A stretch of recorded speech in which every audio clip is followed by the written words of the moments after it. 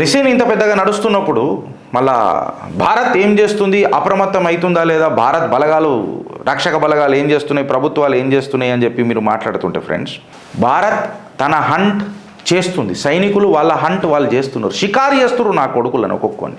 ఇవాళ ఈ చిట్టా నెంబర్ 2 ఏదైతే జియో పొలిటికల్ ఇంటెలిజెన్స్ ఉంది చూడు, బంగ్లాదేశ్లో డైనమిక్స్ మారుతున్నాయి చూడు, దాని మీద మాట్లాడదాం ఫ్రెండ్స్. ఇలా కరెంట్ సిచ్యువేషన్ బంగ్లాదేశ్లో తీసుకొని చూస్తే కంప్లీట్గా ఎట్లయిపోయిందనంటే ఒక ఇంటెలిజెన్స్ స్పైస్ ఏజెన్సీస్కి హబ్ అయిపోయింది. ప్రాక్సీ కాన్ఫ్లిక్ట్లకు బంగ్లాదేశ్ అనేది ఒక హబ్ అయిపోయింది. ఇప్పుడు కంప్లీట్ బంగ్లాదేశ్లో మీకు 2 మేజర్ ఫ్యాక్షన్స్ కనిపిస్తాయి. ఒకటేమో షేక్ హసీనా సపోర్టర్లు కనిపిస్తారు, ఇంకొకటి మొహమ్మద్ యూనిస్ ఏదైతే క్షీణిస్తున్న ఇన్ఫ్లుయెన్స్ ఉంటుంది చూడు మొహమ్మద్ యూనిస్ది, సపోర్టర్లు మీకు కనబడతలేరు. ఇప్పుడు మొహమ్మద్ యూనిస్కి క్షీణిస్తున్న ఇన్ఫ్లుయెన్స్ ఏదైతుందో చూడు, మొహమ్మద్ యూనిస్ని బలి చేసి ఇంకొకళ్ళు బయటికి రావాలని అని కనిపిస్తారు చూడు, వాళ్ళు మీకు కనబడతారు.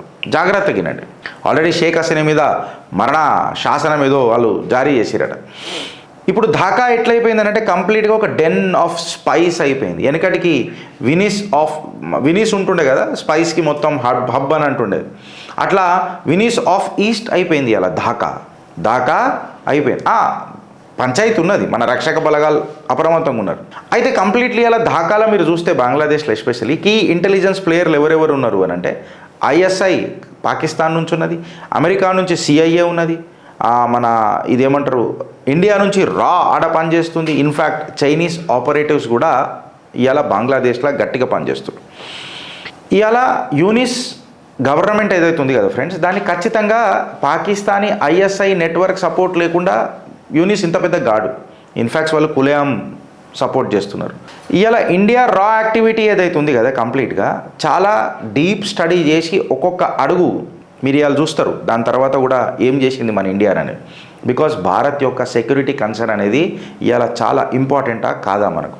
కంప్లీట్గా ఇవాళ స్పై వార్స్ జరుగుతున్నాయి. అంటే ఈ లాస్ట్ 2-3 మంత్స్లో బంగ్లాదేశ్లో నాకు తెలిసి, అంటే అఫ్కోర్స్ నాకు తెలిసానంటే మేము పెద్ద అది కాదు, పేపర్లలో చూసే సుమారు 17 to 20 ఏజెంట్స్ ఎవరైతే ఉంటారో వాళ్ళని భూస్థాపితం చేసి పడేసినాయి. ఇవాళ అన్నోన్ గన్మెన్లు రక్షక బలగాలు వాళ్ళందరికీ పాదాభివందనము మన తెలుపుతుంది చిత్రగుప్త. ఇలా వెస్టర్న్ ఇంటెలిజెన్స్ ఏజెన్సీస్ కూడా ఈ కోవర్ట్ ఆపరేషన్స్ చేసి వాళ్ళ హాస్టైల్ అసెట్స్ని ఖతం చేసి పడదొప్పుతున్నాయి. ఎందుకంటే ఇవాళ బంగ్లాదేశ్ అనేది భారత్కి ఎవరికి ఇంపార్టెంట్ ఉన్నా లేకపోయినా భారత్కి మాత్రం చాలా చాలా కీలకమైన అంశం బంగ్లాదేశ్. ఎందుకు అనంటే క్రిటికల్ వాటర్ రిసోర్సెస్ ఏవైతే ఉన్నాయో మనం బంగ్లాదేశ్తో కొన్ని షేర్ చేసుకుంటాం. ఇన్ఫ్యాక్ట్ మన సెన్సిటివ్ నార్త్ ఈస్ట్ బార్డర్ ఏదైతే ఉందో అది బంగ్లాదేశ్తో షేర్ చేసుకుంటాం. బంగ్లాదేశ్ ఇన్స్టెబిలిటీ అయ్యిందనంటే భారత్ పైన తీవ్ర ప్రభావం పడుతుంది. చికెన్ నెక్ ఇవన్నీ మనం చూసినాం. మీరు రాసి పెట్టుకోరి ఫ్రెండ్స్, ఖచ్చితంగా ఈ చికెన్ నెక్ బుల్ నెక్ అయి తీరుతుంది. వీడికి ఆగిపోయిందా అని అంటే ఇవాళ ఇండియన్ ఆపరేషన్స్ కూడా కంప్లీట్గా డిఫెన్సివ్ నుంచి అఫెన్సివ్కి వెళ్ళిపోయినాయి. చూసిరా అంటే కాల్సొచ్చుడు దాకెళ్ళిపోయినాయి. ఎందుకంటే బంగ్లాదేశ్ అనేది ఇలా హబ్ అయిపోయింది కంప్లీట్గా. ఈ ప్రాక్సీ కాన్ఫ్లిక్ట్లు పొలిటికల్ డైనామిక్స్ ఇవన్నీ తీసుకుంటే యూనిస్ గవర్నమెంట్ కంప్లీట్గా కాంప్రమైజ్ అయిపోయింది. ఈ రెజిమ్ అనేది కాంప్రమైజ్ అయిపోయింది ఎక్స్టర్నల్ ఫోర్సెస్తో. అమెరికా, పాకిస్తాన్, జిహాదీ నెట్వర్క్తో కంప్లీట్గా కాంప్రమైజ్ అయిపోయింది యూనిస్ గవర్నమెంట్. వాడు ఉండనీకే, వాడు బతకనీకే. వీళ్ళు ఖచ్చితంగా ప్రధాన దుష్మనిళ్ళకి ఎవరు అని అంటే భారతే. భారత్ని ఖచ్చితంగా డీస్టెబిలైజ్ చేయనికే చాలాసార్లు ప్రయత్నం చేసిండ్రు. భారత్ దాన్ని తిప్పి గట్టి కొట్టింది. 1971 నుంచి ఇప్పటిదాకా ఉల్టా హాత్ పచ్చకడ్లు కొట్టుకుంటూనే వచ్చింది.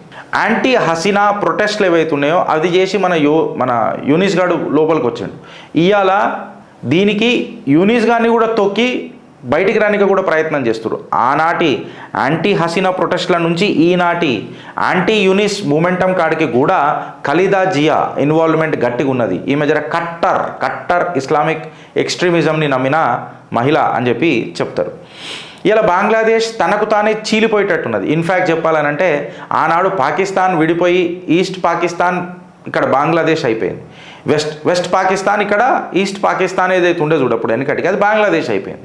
అంటే ఇక ఈ నాజాయిస్ ఔలాద్గాన్లకు ఇంకొక దేశం కావాలని డిసైడ్ అయిపోయారు. నేనైతే ఏమంటా అంటే మోదీజీ బంగ్లాదేశ్ని మూడు పార్ట్లుగా జర డివైడ్ చేసి పడదోపితే అదో మజా అలాగుంటుంది. అది మోదీ హేతో మునికినే అదో మాటనే మజా ఉంటుంది కదా. నేను నా ఆశ చెప్తున్నా, అది ఏమవుతుందని అన్నది అది వాళ్ళకే తెలుసు. ఇప్పుడు ఎట్లున్నారంటే కంప్లీట్గా ఈ చైనీస్ ఇంటెలిజెన్స్ కూడా, చైనీస్ ఆపరేటివ్స్ కూడా మీకు బంగ్లాదేశ్లో ఎక్కువ కనిపిస్తారు. కాకపోతే చైనీస్కి పాకిస్తాన్కి కొంచెం తేడా ఉంటుంది. పాకిస్తాన్ ఎప్పుడు కూడా కోవర్ట్, నాన్ వాయిలెంట్, అహింసా సిద్ధాంతంగా ఎకనామిక్ ఇన్ఫ్రాస్ట్రక్చర్ల మీద ఫోకస్ చేస్తూ ఉంటుంది. డైరెక్ట్గా పోయి వాళ్ళని గెలికి లొల్లి పెట్టుకునేటట్టు పోదు. మిలిటరీ ఇంకా ఈ మీ కమ్యూనికేషన్ని గెయిన్ చేసుకోనికే ప్రయత్నం చేస్తుంది. ఎస్పియానజ్ యాక్టివిటీలు ఏవైతే ఉంటాయో వాళ్ళు కేవలం ఇన్ఫ్రాస్ట్రక్చర్ ఇంకా ఎకనామిక్ దాకా పెట్టి ఆటలు ఆడుతూ ఉంటారు. దాని ద్వారా ఈ మిలిటరీని దగ్గరికి తీసుకొనికే చూస్తుంటారు. దాని తర్వాత హనీ ట్రాప్లు ఎక్సెట్రా ఇవన్నీ ఉంటాయి. ఏదైతే western countries aggressive tactics use చేస్తే చూడు ఒక దేశంలో, అది వీళ్ళు యూజ్ చేయరు.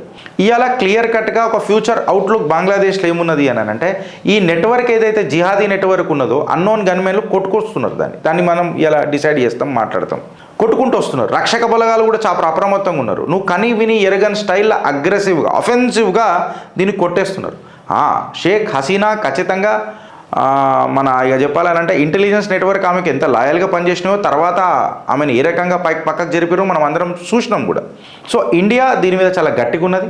ఈ ప్రాక్సీ వార్ని కొట్టనీకి ప్రయత్నం చేస్తున్నది. ఇండియా స్ట్రాటజిక్ పోస్చర్ ఏదైతే ఉందో తన ఆపరేషనల్ బార్డర్స్ని సేఫ్ గార్డ్ చేసుకోనికే చాలా అప్రమత్తంగా పోతున్నది. దీని మూలం ఏందనంటే ఇవాళ అదే బంగ్లాదేశ్ ఇవాళ ఏమైందనంటే కేవలం భారత్కే ఇంపార్టెంట్ కాదు, ఇన్ఫ్యాక్ట్ సౌత్ ఏషియన్ జియోపాలిటిక్స్కి కేంద్ర బిందువు ఇవాళ బంగ్లాదేశ్. సో ఈ మల్టీ ఏజెన్సీ కోఆర్డినేషన్ ఏదైతే రీజనల్లో అవుతున్నదో దీన్ని భారత్ గట్టిగా తిప్పి కొడుతున్నది. చైనా ఆగడాలకు కూడా భారత్ నిజంగా చెప్పాలనంటే ఒక గట్టి చెక్ పెడుతున్నది. దానికి నిదర్శనమే సుమారు 13,000 ఫీట్ల హైట్ మీద 13,700 ఫీట్ల మీద ఒక భారత్ లదాఖ్లా ఎయిర్ బేస్ తయారు చేసింది ఫ్రెండ్స్.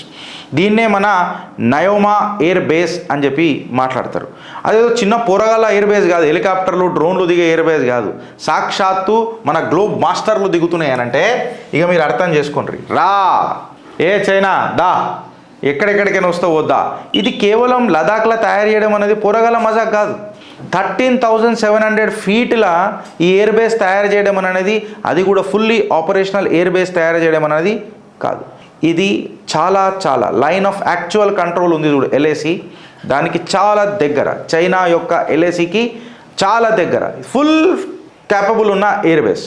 ఫుల్ నేను చెప్పిన గ్లోబ్ మాస్టర్ ఏడ దిగిందని అంటే ఇక మీరు అర్థం చేసుకోండి. నిన్ననో పరేడ్ చూపించిండ్రు గ్లోబ్ మాస్టర్లకి. మన వాయు సైన్యం దిగి వస్తున్నప్పుడు ఒక్కొక్కడికి గూస్ బంప్స్ వచ్చినాయి. బోలో భారత్ మాతాకి జై.